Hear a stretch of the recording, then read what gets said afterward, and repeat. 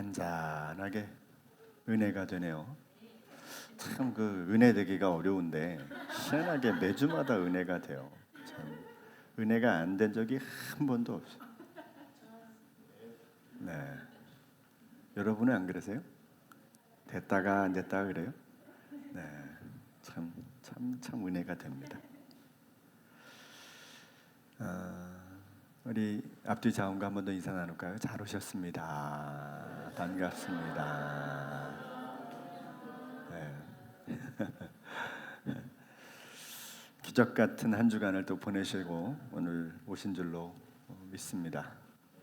참 산다는 게 얼마나 쉽지 않은 일이고 또 이렇게 주일날 얼굴 본다는 게 기적과 같은 일이죠.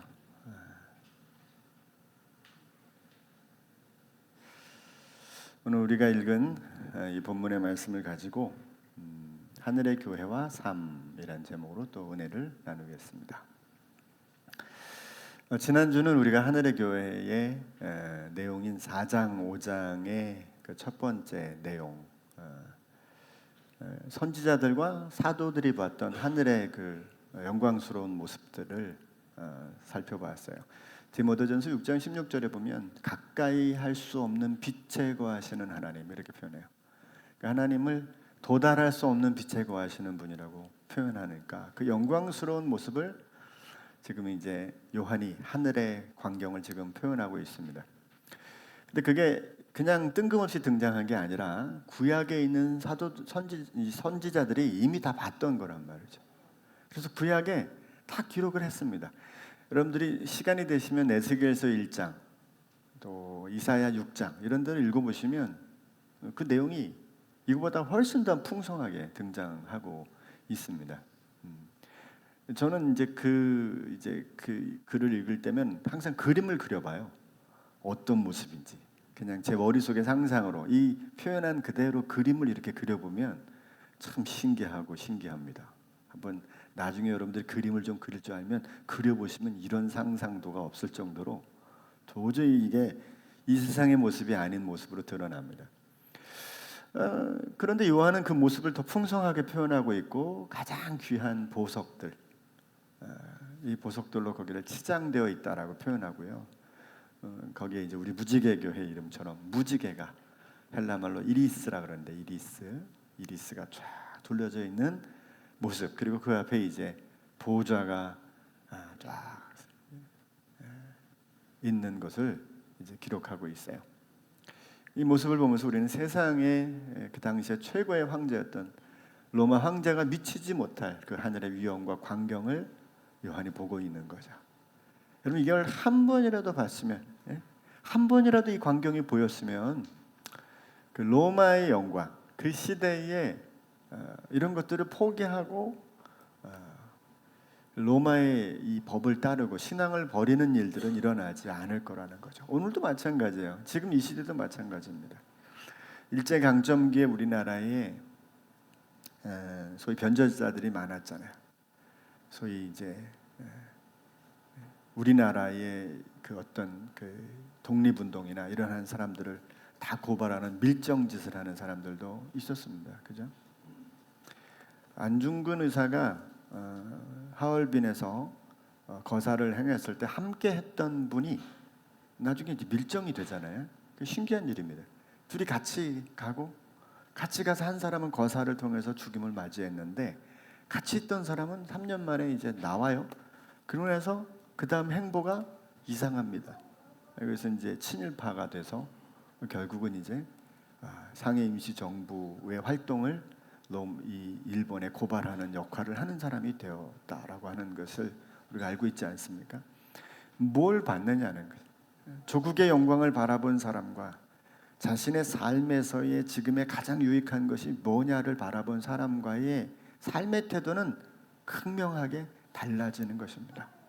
이 땅에서 이 위엄과 광경을 성령을 통해서 눈이 열려서 이 하늘의 영광을 바라보고 그 앞에 24 보좌 위에 구약과 신약과 또 그것은 모든 성도들을 대표하는 듯한 모습으로 성도들이 그 앞에 쫙 장로들이 펼쳐져 있는 이 모습을 보면서 요한은 그리고 이 글을 읽는 초대 교회는 얼마나 벅찬 감정에 사로잡혔을까. 아니 그것은 오늘 저와 여러분들이 보고 있어야 될 광경과 뭐가 다를 게 있겠어요. 우리는 지금 이 땅의 가운데 특별히 무지개교회는 지하교회에 숨도 마음껏 쉬지 못하는, 그래서 몇몇 성도들은 숨쉬는 문제가 어려워서 우리 교회를 어쩔 수 없이 눈물을 머금고 떠나가야만 했던, 그리고 저도 떠나보야만 했던 이 지하에 참 겨울엔 따뜻하고 여름엔 시원한 여기가 어떤 분들에겐 힘들 수도 있는 겁니다. 근데 이게 바로 우리 교회의 실존인, 이 교회 이렇게 보여지는 실존이 아니고 우리가 보는 영광스러운 하늘의 교회가 진정한 교회의 실존이다라고 하는 것이죠. 이 땅에서 하늘의 영광을 누리기 위해서, 그래서 저는 지난주에 우리가 성령을 통해서 요한에게 눈을 열어주시고 성령에 사로잡혀서 이 엄청난 광경을 보게 하셨듯이 우리가 하늘의 영광을 보려면 다 떠나서 성령에 붙들리는 일이 가장 우선되다고 제가 현실적인 제안을 지난주에 해드렸어요. 그러니까 여러분, 우리가 성령을 놓으면 우리의 신앙은 아무것도 아닙니다. 뭐 저는 이렇게 봐요. 이제 요즘에 성령 운동이 뭐 이상한 방향으로도 흘러가고 뭐 성령에 사로잡혔다는 사람들이 어떻게 이상한 모습도 가지고 있기도 합니다만은, 그러나 성령에 붙들리는 일만큼 중요한 건 없어요. 그 모양이 비록 이상하고 좀 뒤틀려 있다고 해도 그런 모습 안에 성령 안에 붙들리는 일이 참 중요합니다. 지난주에 우리 교회에서 사역하셨던 전도사님이 교회를 개척하셨어요.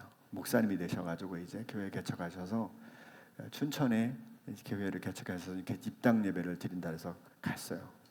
갔는데 이 입당 예배인지 주일 오후 예배인지를 잘 모르겠어요. 이게 뭐 제가 그 뭐 예배를 이렇게 뭐 이상하다는 얘기를 드린 게 아니라 막 그 순서 뭐 특송하는 사람이 나와가지고 몇 장 할지를 찾고 있고 막 이래요. 입당 예배 때 우리는 좀 상상할 수 없는 일이잖아요. 그리고 나와서 그 순서를 맡은 분들도 나와서 막 좀 전에 저기 앉았는데 집통계세를 받았다고 얘기하고 막 이래서 이상해. 근데 제가 그걸 보면서 전 너무 은혜가 되는 거예요. 막 마음에 잃었던 기쁨이 막 회복이 되는 거야. 이게 왜 그러냐면요, 그 형식이나 이런 건 다 모르겠어요.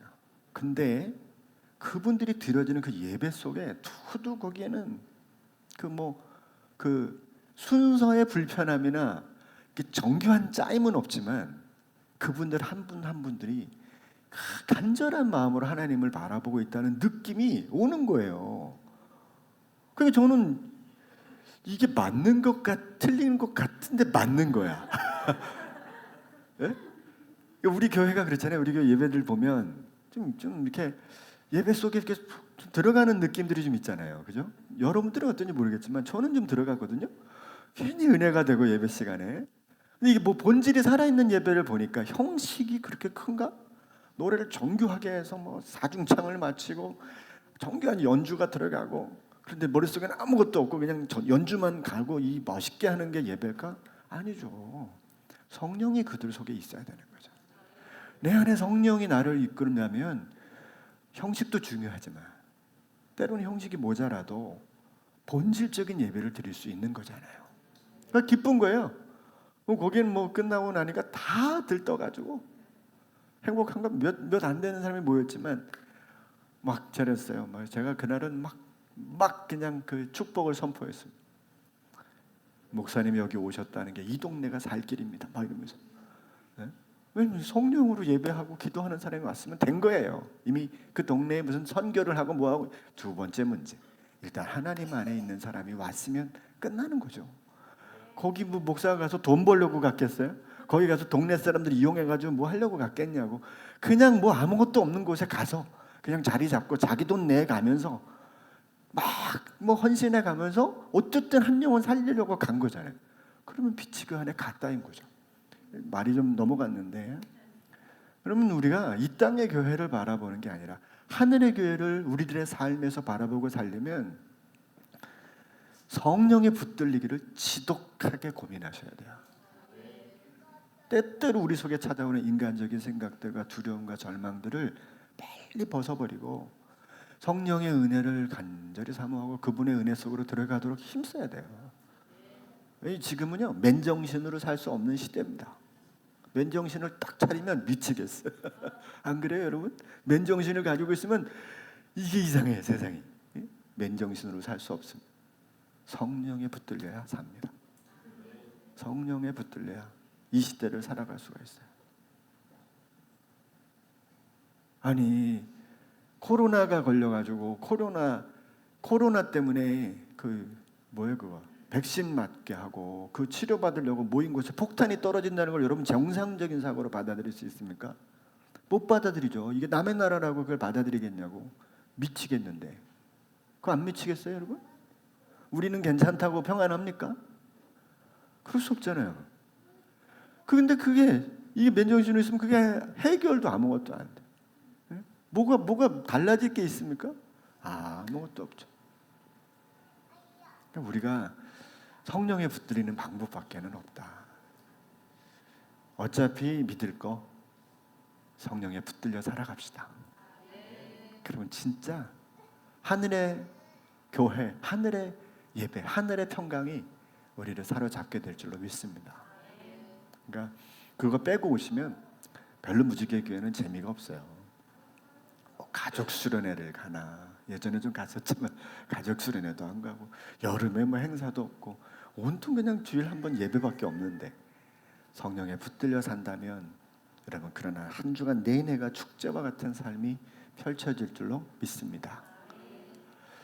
오늘은 그 하늘교회 두 번째 이야기를 좀 해보려는데, 오늘도 다 아는 얘기를 좀 해볼까 합니다. 보좌를 둘러싼 네 생물과 그 24명의 장로들, 그들의 모습을 통해서 우리 삶을 좀 돌아보려고 합니다. 즉 하늘의 교회와 그것을 본 사람들의 삶이 어떻게 연결되는지에 관한 말씀이겠죠. 첫 번째는 이제 하늘의 예배 현장을 우리가 먼저 보겠어요. 6절부터 한 번 더 읽겠습니다. 시작. 보좌 앞에 수정과 같은 유리바다가 있고 보좌 가운데 보좌 주위에 네 생물이 있는데 앞뒤에 눈들이 가득하더라. 그 첫째 생물은 사자 같고 그 둘째 생물은 송아지 같고 그 셋째 생물은 얼굴이 사람 같고 그 넷째 생물은 날아가는 독수리 같은데 네 생물은 각각 6 날개를 가졌고 그 안과 주위에는 눈들이 가득하더라. 그들이 밤낮 쉬지 않고 이르기를 거룩하다 거룩하다 거룩하다 주 하나님 곧 전능하시니요 전에도 계셨고 이제도 계시고 장차 오실 이시라 하고 그랬어요.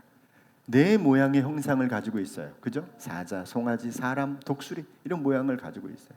이거 하나 일일이 다 해석하기도 어렵고 이게 뭔 뜻인지 참 모를 수 있습니다. 굳이 여기에 의미가 있을까 생각해 보면 그보다 더 중요한 의미가 있는데 6 날개가 있어요. 각 생물마다 6 날개가 딱 있고 그 6 날개 안에 그 안과 밖에 눈이 가득 있다. 깃털이 있는 게 아니라 그 안에 눈들이 꽉 차 있는 거. 날개 쫙 펼치면 살벌한 거지. 이 날개에 그냥 눈들이 보이는 눈들이 크고 작은 눈들이 꽉 안쪽만 있는 게 아니라 바깥쪽에도 있다. 그렇게 지금 있다는 겁니다. 이 모습을 지금 가지고 있는데 이 생물들이 거룩하다 거룩하다 만군의 여호와여 찬양을 하는 거예요. 이 생물들이 전에도 계셨고 이제도 계시고 장차 오실 분입니다 그러면서 고백하고 있는 거예요. 이 네 생물이 똑같이 그렇게 소리를 맞춰서 지금 하늘의 현장에서 그렇게 노래를 부르고 있는 거예요. 그 내용을 지금 하고 있습니다. 그러니까 지난주의 주제가 하늘의 보좌가 어떻게 펼쳐져 있고 거기 24장로가 어떻게 이렇게 이렇게 배설되어 있는가 이걸 한다면 지금은 하늘의 예배가 어떻게 지금 진행되고 있는가 이걸 지금 말씀을 드리는 거죠. 요한은 하늘 보좌 곧 하늘 교회를 묘사한 후에 곧바로 그 속에서 그들이 어떻게 지금 하고 있는지를 바로 묘사를 하고 있는 거예요. 그 모습 또한 에스겔이 보았던 이사야가 보았던 내용과 아주 흡사하고요. 거기가 더 풍성합니다. 그러니까 에스겔서 1장과 이사야서 4장을 읽어보시면 하늘의 모습이 그대로 담겨져 있고 거기서도 똑같이 이런 예배를 드리고 있는 모습이 등장하고 있어요. 구약과 오히려 비교해보면 내용상은 한 줄, 두 줄밖에 없기 때문에 더 초라하죠. 그럼에도 불구하고 보좌 앞에 켠 등불 일곱, 곧 하나님의 일곱 영으로 하나님은 여전히 통치하고 계시고, 동시에 지금 이 보좌의 네 생물이 하나님을 찬송하고 높여 부르고 있는 것처럼 하나님은 자신을 향한 예배를 기꺼이 받고 계시는 모습을 지금 보여주고 있는 거예요. 근데 그 하나님이 누구예요? 바로 우리 주 예수 그리스도로 지금 표현하고 있는 겁니다. 4장 6절에 보면 보좌 앞에 수정과 같은 유리바다가 있고 보좌 가운데 보좌 주위에 네 생물이 있는데 앞뒤에 눈들이 가득하더라. 여러분, 네 생물을 통해서 하나님은 이 세상을 다 보고 계시는 거죠. 이 눈이라는 개념이 그런 거 아니겠어요? 일곱 영이 있다는 것은, 5절에 일곱 영이 있다는 것은 세상을 당신의 영으로 통치하고 모든 것을 다스리고 있다는 의미가 될 것이죠. 그렇지 않겠어요? 충만한 숫자의 일곱 영으로 영을 가지고 있다는 것은 동시에 일곱 등불이 밝혀져 있는 그 모습을 통해서 그렇게 하는 것처럼 이 네 생물을 통해서 하나님은 온 세상을 다 보고 계시고 그들이 드리는 예배의 현장 속에 그것을 다 받고 계시는 모습으로 지금 보여지고 있는 것입니다. 동시에 그 생물은 쉬지 않고 하나님을 찬양함으로 하나님을 예배하고 있는 하늘의 예배 현장을 우리가 보고 있어요. 그런데 거기에 추가된 새 노래가 하나 있어요. 즉 이사야나 에스겔이 보지 못한, 에스겔이 고백하지 못한 내용이 여기 첨가되고 있는 것을 우리가 보게 됩니다. 요한이 본 상황은 분명 구약의 선지자들이 목도한 광경이지만 거기에는 구약에 없었던 새로운 노래가 추가되고 있는데 그게 뭘까요? 4장 8절 하반절에 보니까 거룩하다 거룩하다 거룩하다 주 하나님 곧 전능하신 이여. 이건 똑같아요. 비슷해요. 그런데 뭐가 틀리냐? 전에도 계셨고 이제도 계시고 장차 오실 분이다. 이게 누굽니까? 예수 그리스도인 거죠. 그러니까 이사야가 보았던, 이사야 요한복음 12장 21절에 보면 이사야가 자기를 향해서 나를 예언했다. 그렇게 예수님 말씀하시거든요.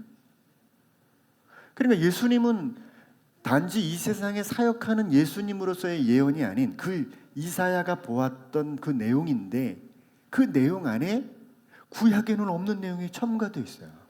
그게 뭐냐면 전에도 계셨고 지금도 계시고 앞으로 오실 분.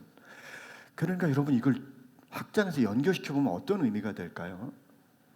구약의 사도들이, 선지자들이 보았고 예언했던 그 메시아, 그분이 곧 전능하신 하나님이신다는 거예요. 그러니까 요한계시록은 어떻게 끝난다고요? 성삼위 하나님의 축도로 끝나는 게 아니라 예수 그리스도의 축도로 끝나요. 그러니까 지금 하나님의 보좌가 열려 있어. 그러면 여러분 우리가 하나님의 보좌에는 보통 몇 개가 있어야 돼요? 삼위일체 하나님이 있어야 되시잖아요.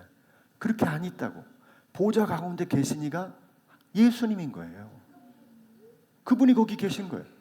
그 앞에 등불이 켜져서 일곱 영이 그 앞에 있고, 그러니까 예수님이 곧 하나님으로 등극해 계시는 모습이 바로 이 찬양의 모습에 나와 있는 겁니다.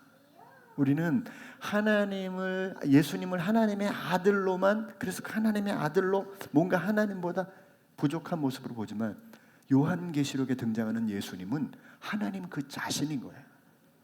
그런 모습으로, 인자의 모습으로 전에도 계셨고 이제도 계시고 장차 우리를 데리러 오실 그 모습으로, 예수님의 모습으로 보여주고 있다는 거예요. 여러분 이거는요 우리하고는 좀 개념이 다를 수 있어요. 요한 사도나 예수님의 모습을 지켜봤던 사람들, 이들에게는 이건 너무나 큰 충격적인 일뿐만 아니라 너무나 기쁘고 감사할 일이에요. 왜? 우리가 그분을 만났고 우리가 그분을 손으로 만졌고 우리가 그분의 말씀을 들었는데 그분이 이제 하늘의 영광의 하나님이시고 그분이 우리를 데리러 오실 것이다. 여러분 이게 그들이 가지고 있는 기대감 속에 있는, 고백 속에 담겨져 있는 감정이 아니었을까 생각해요. 우리의 노래의 내용과 대상은 초림과 재림으로 함께 계셨던 우리 주 예수 그리스도이심을 여러분 믿으시기 바랍니다. 그분은 단지 우리를 위해서 죽으시고 희생하신 것으로 아들로서의 역할만 다한 게 아니라 이제 영원한 창조주요 영원한 통치자요, 우리에게 오셔서 영원한 나라를 세우실 분임을 여러분 믿고 살아가는 게 우리의 본질적인 신앙의 모습이라는 거예요. 특히 장차 오실이라는 부분은 요한이나 다른 성도들에게 큰 위로가, 얼마나 큰 위로가 있겠어요 이게, 그죠? 그리스도의 찬양 받으시면 창조주와 전능하신 뿐 아니라 우리에게 오셔서 친히 십자가와 그 대속과 그리고 부활 그리고 재림을 통해서 영원한 나라를 완성하실 분이기 때문에 우리는 더욱더 그분을 찬양하고 높여 부를 수밖에 없는 것입니다. 예수 그리스도를 찬양합니다. 그분을 높여 드립니다. 그분께 오직 경배와 찬양을 드렸으면 좋겠습니다. 24 보좌에 앉은 장로들도 그 모습을 보면서 이제 찬양을 또 시작합니다. 어떻게 찬양하냐면 자신들의 관을 벗어서 보좌 앞에 다 내어드려요. 그리고 창조주 되심을 인해서 찬양을 하는 모습이 등장합니다. 자, 9절부터 해볼게요. 시작. 그 생물들이 보좌에 앉으사 세세토록 살아계시는 이에게 영광과 존귀와 감사를 돌릴 때에 24 장로들이 보좌에 앉으신 이 앞에 엎드려 세세토록 살아계시는 이에게 경배하고 자기의 관을 보좌 앞에 드리며 이르되 우리 주 하나님이여 영광과 존귀와 권능을 받으시는 것이 합당하오니 주께서 만물을 지으신지라 만물이 주의 뜻대로 있었고 또 지으심을 받았나이다 하더라. 두 가지 내용이죠. 그 보좌에서 그들이 앉아있다가 다 내려옵니다. 저는 이 보좌 앞에 둘러서 있는 모습이 얼마나 은혜가 되는지 몰라요. 여러분, 사탄의 방식은요, 딱 한 놈만 높은 거예요. 그 한 놈만 높고 나머지는 다 눈 깔어, 이거예요. 이게 사탄의 방식입니다. 네? 그럼 세상에서도 사탄의 방식은 항상 딱 혼자만 잘났고 나머지는 다 밑에 그를 위해서 따라가게 만드는 방식이에요. 근데 하나님의 방식은 뭐냐면, 예수님의 방식은 뭐냐면 나와 함께 왕노릇하는 거야. 내가 부활했으니 너희도 부활하고 내가 새 생명을 가지고 있으니 너희도 새 생명을 누리라는 거지. 보좌 앞에 보좌를 둘러 24 장로가 있다는 건 하나님이 저와 여러분들의 삶의 가치를 당신의 자리에 올려놓고 있는 거예요. 우리는 이 세상에서 그 누구에게도 기죽을 이유가 없어요. 세상의 권세 앞에 절대로 기죽을 이유가 없습니다. 당당하셔야 됩니다. 왜? 우리가 지금 있는 자리가 하늘 보좌 그 앞이에요. 앞이에요. 하나님 보좌 앞에 있습니다. 교회가 이 세상 그 어떤 형식이, 또 교회가 그 가져왔던 어떤 문화들, 그 어떤 것들이 하나님과 우리 사이를 중간에 막을 수 없어요. 이미 우리는 하나님과 한 몸이 돼 있는 거고 그분의 보좌에 둘러서서 함께 그분과 영광을 누리고 있는 거예요. 왕노릇하고 있는 것입니다. 그럼에도 불구하고 우리들의 자세는 어떻게 되냐면 그 왕노릇할 수 있는 면류관을 쓸만한 자격이 나에게 없다는 걸 나는 알고 있는 거예요. 24 장로들이 다 알고 있어요. 그래서 그것을 내려놓고 보좌 앞에 내려놓고 이 행위를 내려놓고 이 찬양을 부르는 거예요. 우리 주 하나님의 영광과 존귀와 영광을 받으십시오. 이건 우리가 받을 게 아닙니다. 당신이 우리에게 주신 거고 이건 당신 것입니다라고 보좌 앞에 자신들의 면류관을 내려놓고 있는 장면을 보여주는 거죠.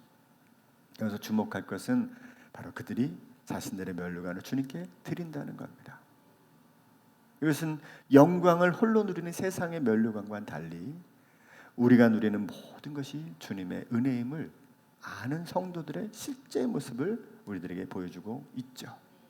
주님의 은혜를 고백하는 우리가 그 은혜가 무엇인지 명확하게 이해하고 살아가는 일이 굉장히 중요합니다.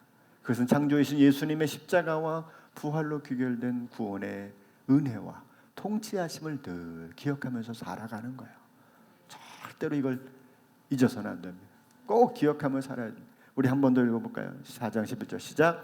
우리 주 하나님이여 영광과 존귀와 권능을 받으시는 것이 합당하오.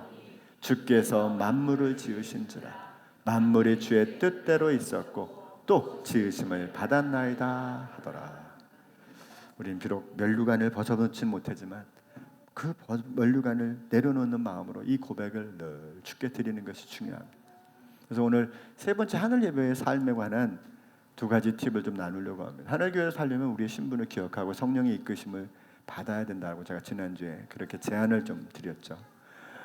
주님께서 온 세상을 성령으로 통치하고 다스리기 때문에 그렇다고 한다면 오늘은 두 가지인데요. 하나는 온 세상을 다스리시고 모든 것을 보시는 분 앞에서 살아가야 된다는 걸 한 번 더 강조드리고 싶어요.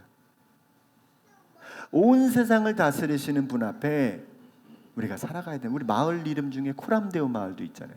하나님 앞에서 살겠다는 고백 아닙니까? 하나님 앞에서 살겠다는 고백. 이게 굉장히 중요합니다. 여러분, 내 생물의 고백은 주님의 거룩하심을 고백하는 것과 초림과 재림의 주를 다 강조하고 있어요. 그죠? 주님이 보고 계시고 알고 계신다는 것이 이 생물 모양의 핵심으로 다 알고 있다는 거예요. 그 눈이 안팎으로 가득한 날개들을 가지고 있는 거죠. 우리를 모르는 부분이 하나도 없는 겁니다. 그런데 여러분, 우리가 신앙이 불편할 때가 있어요. 언제죠? 뭔가 지금 나에게 절실함이 요구되는 때에 하나님이 어떤 반응도 하시고 있지 않다라고 하는 거예요. 이게 제일 괴로운 부분이고 불편한 부분이에요. 그래서 많은 분들이 구원파로 가는 경우도 그 이유 중에 하나입니다. 구원파로 가는 이유죠. 근데 구원파에 관해서 그 박연선 목사님이 아주 좋은 정의를 하나 내렸어요. 구원파는 출애굽을 비유로 해 딱 하는 거예요. 구원파는 광야가 빠진 애굽과 가나안만 있다는 거예요. 근데 신앙은 뭐예요? 애굽에서 나오자마자 가나안으로 뿅 하고 들어가는 게 아니에요. 그 안에 뭐가 있어요? 40년의 광야가 있는 거지.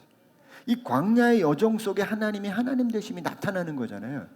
그것을 통해서 자기의 연약함과 부족함과 모자람이 하나님의 은혜에 의해서 마침내 가나안으로 이끌리게 된다라고, 이 엄청난 신앙의 과정이 하나도 없고, 난 예수 믿었으니 이제 더 이상 죄도 없고 고난도 없고 심판도 없고 이제는 끝, 이렇게 생각하게 만드는 거예요. 근데 바로 여기에 우리의 내용이 실제가 있어요. 하나님이 좀 도와주셨으면 좋겠는데 안 나타나시는 거지. 기도를 또 얼만큼 합니까? 또 이번에 특별 기도를 또 해가지고 그 밥까지 굶어가면서 또 뭐 헌금도 탁 해가지고 근데 응답이 없는 거죠.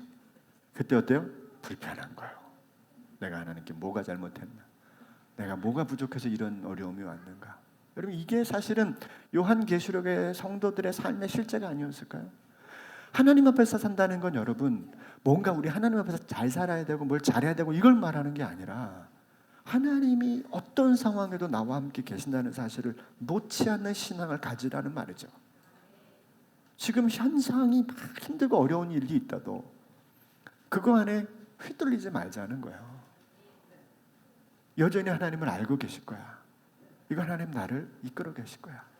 오히려 하나님은 우리를 역사의 현장에 그냥 놔두시고 그 역사 현장에서 치열하게 삶의 현장에서 아파하고 고통당하는 속에서도 내 힘이 아닌 주님의 능력과 권세로 나를 이끌어 가신다는 이 소망을 붙들고 살기를 원하고, 내가 무너질수록 나약해질수록 연약해질수록 실패할수록 주님이 나를 향한 사랑이 더 커지고 나를 붙드시는 능력이 더 확대되며 앞으로 나를 향한 기대와 계획들을 더 분명하게 가지게 될 거라고 하는 이 소망을 가지기를 원하시고 있는 것이지, 다만 우리가 아무런 주님 믿고 이제 영생복랑 멸류관 확실히 바꿨네 안 된다니까, 현재 때는 그렇지 않은 경우가 너무나 많이 있다는 거죠.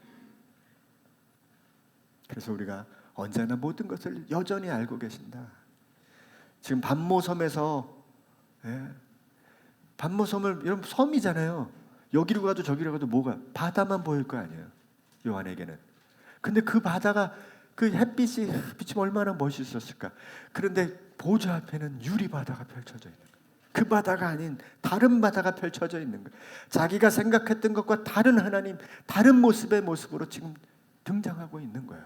이 세상의 것과 비교할 수 없는 모습으로.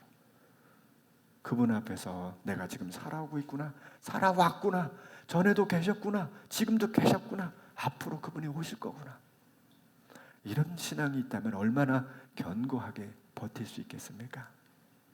둘째는 주님의 은혜를 나타내며 살아가야 된다라고 하는 걸 멸류관을 벗어던지는 모습에서 좀 보고 싶은 거예요.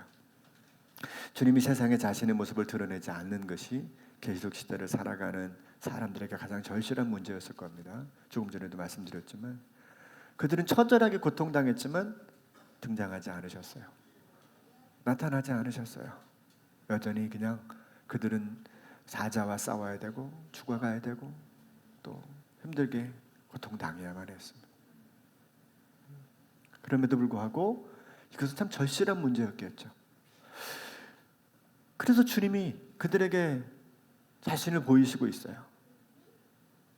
어떤 모습으로? 면류관을 다 벗어던지는 이 24 장로들의 모습을 보여주고 있는 겁니다. 드러내고 있는 겁니다. 자신들이 승리하고 그 자신들의 모든 이 지금 보좌 앞에 있는 이것이 내게 있는 게 아니라 주님께서 그 원인이 되고 있다는 것을 보여줍니다.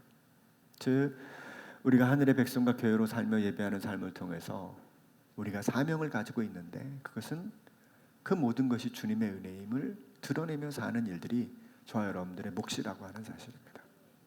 우리는 하나님의 은혜를 나타내는 삶을 살아야 되는 거예요. 그게 저와 여러분들이 이 은혜의 보좌 앞에서 자기들의 모든 면류관을 벗어던지는 장로들의 모습, 그리고 그들이 선포하는 고백 속에 담겨 있는 것입니다. 에베소서를 기록한 바울은 이 표현을 이렇게 네 구절로 하고 있음을 같이 보고 싶습니다. 에베소 1장 5절 읽습니다. 시작. 그 기쁘신 뜻대로 우리를 예정하사 예수 그리스도로 말미암아 자기의 아들들이, 이걸 요한계시록 표현으로 보면 어떻게 돼요? 하늘 보좌에 다 앉으셨으니, 이런 뜻이겠지. 보좌에 앉으셨으니. 계속 읽어요. 시작. 이는 그가 사랑하시는 자 안에서 우리에게 거저 주시는 바 그의 은혜의 영광을 찬송하게 하려는 것이. 은혜의 영광을 찬송하게 하려고 우리를 그렇게 구원시켜 주시고 요한계시록을 표현할 때는 보좌 주변에 둘러앉게 하신 거야. 이게 얼마나 말할 수 없는 은혜입니까? 근데 2장 8절에 이렇게 표현합니다. 시작.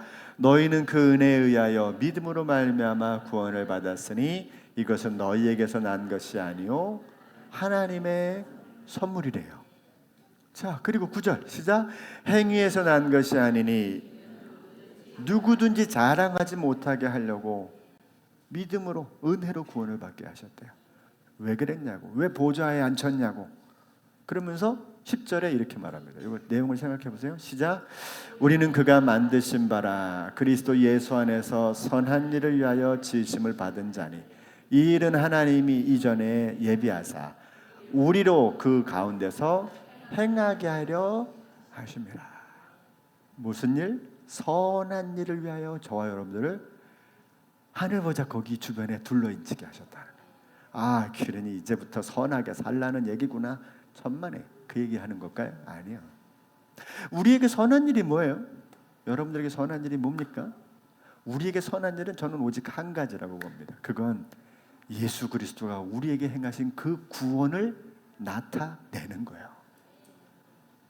그걸 위해서 우리의 삶의 모든 것이 작용하는 것뿐입니다. 그걸 위해서 우리들의 삶에 그것이 필요하다면 구제가 있을 수 있고요. 필요하다면 남을 돕는 일이 있을 수 있고요. 필요하다면 뭐 여러 가지 교회에 어떤 사업들이 있을 것이고 개인적인 사업들이 있는 거예요. 그 모든 결과는 뭡니까? 하나님이 우리를 구원하셨음을 나타내는 것이죠. 주님은 이 선한 일을 위해서 우리에게 그 하늘 보좌에 앉으셨다는 거죠. 이게 우리에게 되게 중요한 일입니다. 결국 이들이 뭐 합니까? 벗어 던지고 하나님이 하셨습니다를 알리는 거죠. 그래, 우리들의 이 땅의 삶도 똑같은 목적입니다. 교회를 하던, 우리가 선교를 하던, 우리가 이 땅에서 사명을 가지고 어떤 사업을 하던 한 가지만 하면 됩니다. 우리를 통해서 하나님의 은혜의 구원이 사람들에게 보여지게 하는 것. 그게 우리가 이 땅을 사는 사명이고 목적이라는 것입니다. 세상이 믿지 않는 이유는, 하나님을 믿지 않는 이유는 순전히 우리 때문입니다. 이 일에 대해서 지독한 반성이 우리에게 날마다 있어야 됩니다. 왜? 하나님이 짠하고 나타나면 끝날 일이지만 절대 안 나타나죠. 한 번만 나타나면 끝날 문제를 죽어도 안 나타나죠. 약속했어요. 안 나타나시겠다고. 오직 너희들의 전도를 통해서만 하겠다. 그 전도가 뭘까요? 예수 믿으세요, 구원 받으세요. 이게 아니고 구원의 은혜를 우리들의 삶을 통해서 나타내는 겁니다. 지독하게 가난해도, 지독하게 병들어도, 지독하게 죽을 상황이 생겨도 그 은혜를 놓지 않는 삶의 모습을 갖고 있는 일, 저는 그게 우리가 해야 될 가장 선한 일이라고 보는 겁니다. 하늘의 예배자로 살아가는 우리가 무엇을 어떻게 하며 살아갈지 끊임없이 고민하며 기도하며 살아가기를 간절히 소망합니다. 기도합니다. 주님, 우리에게 베푸신 주님의 구원을 날마다 가감없이 세상 가운데 드러낼 수 있는 자로 살아갈 수 있도록 우리에게 여전한 은혜를 허락해 주시옵소서. 예수님의 이름으로 기도합니다. 아멘.